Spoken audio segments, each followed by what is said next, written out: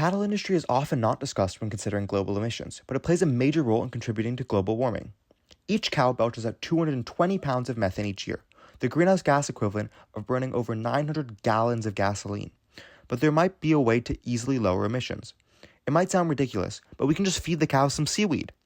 Researchers have found that by adding a red seaweed called Asparagosus taxiformis to a cow's diet, they can reduce the methane emissions on average by 52%.